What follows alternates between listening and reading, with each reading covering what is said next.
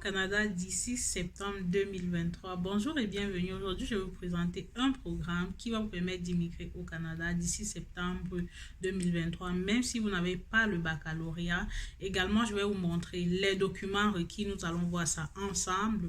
Vous aurez beaucoup de ressources. Vous allez également voir les mêmes en voyant les exigences, ce qu'il faut faire, les documents qu'il faut, comment le faire avec les liens hypertextes. Vous serez capable de le faire de vous-même.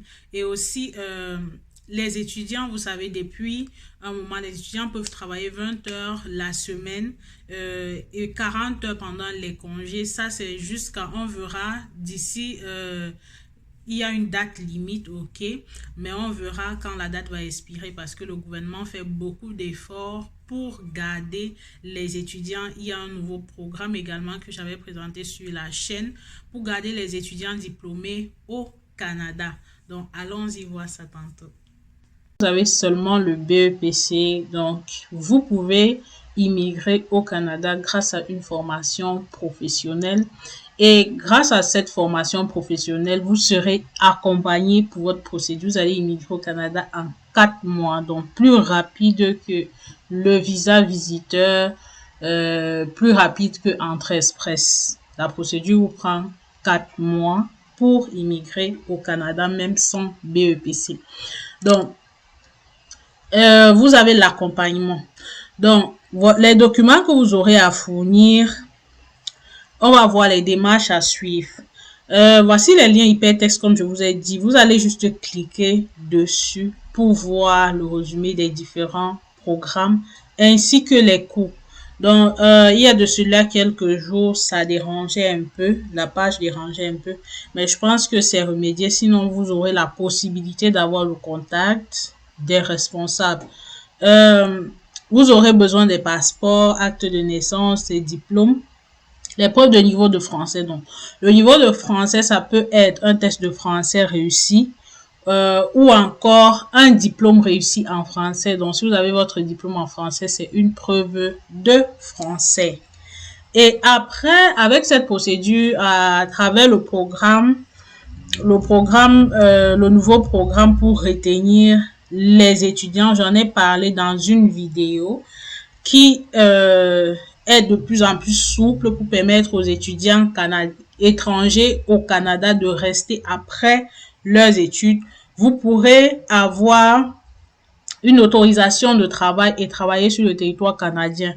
En semaine, pendant vos études, vous pouvez travailler 20 heures la semaine pendant que vous étudiez, mais aussi 40 heures jusqu'à la date limite si vous êtes en congé.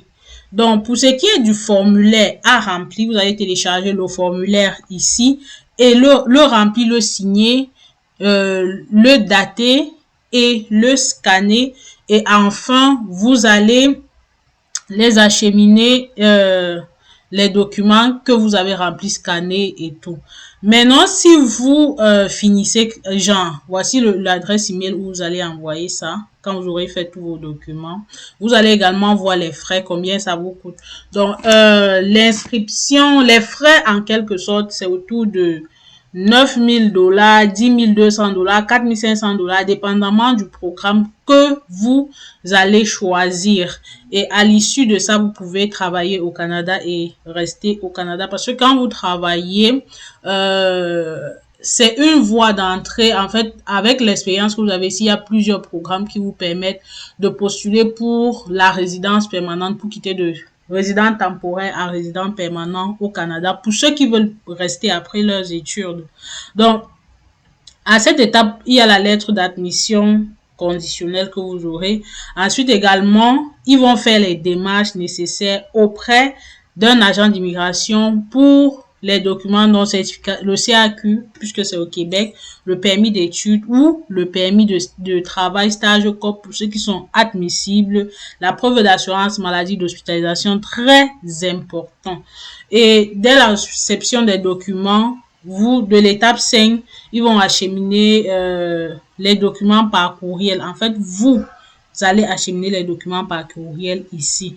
Donc, ils vont faire le suivi régulier jusqu'à ce que vous soyez ici et pendant vos études également. Donc, j'ai échangé avec le responsable et vous avez besoin d'un garant financier. Vous-même, vous pouvez être votre garant financier. Il dit que c'est la meilleure option. Peut-être, ce n'est pas une publicité, je précise bien, ce n'est pas une publicité. Donc, soit vous êtes votre propre garant financier. Pour ça, il vous faudra avoir autour de 23 000 dollars canadiens dans votre compte, ou un membre de votre famille vivant au Canada peut être votre garant financier. Pour ça aussi, il lui faut avoir 23 000 dollars canadiens dans son compte. Donc voilà. Ici, je pense que à la fin, vous savez comment faire, voilà les démarches à propos de la formation, quel est le diplôme que vous allez obtenir, pendant combien de temps vous allez le faire et quel est le programme qui va vous permettre peut-être de travailler au Canada après vos études.